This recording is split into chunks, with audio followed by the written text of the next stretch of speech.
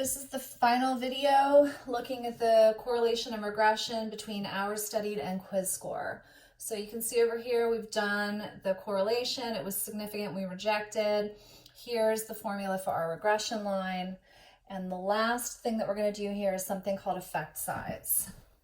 This is also known as the strength of the correlation.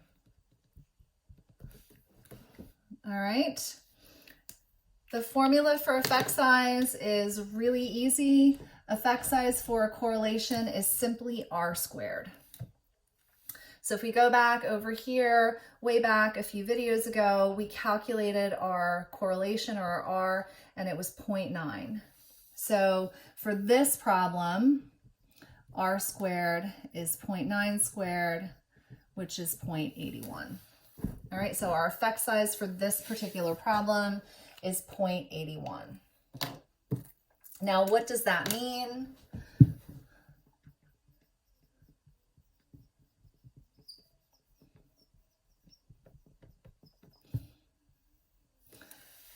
I'm going to explain to you how to evaluate effect size. So this is pretty much the fuzziest math that you'll do in this class all semester. So after we calculate our R squared, we're going to evaluate it. So if our R squared is about 0.01, we are going to call this a small effect. If our R squared is about 0.09,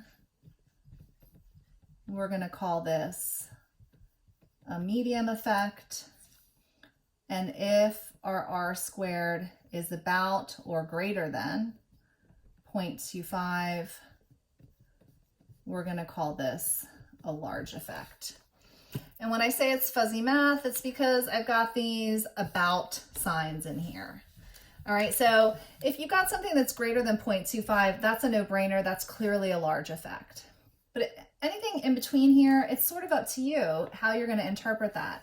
So if you calculate an R squared that's in here, like 0.05, you could argue that that's small, you could argue that it's medium, or you could argue that it's small to medium. All right, so this is the logic you're going to use anytime you evaluate effect size. In this case, our R squared is 0.81, so that is clearly a large effect.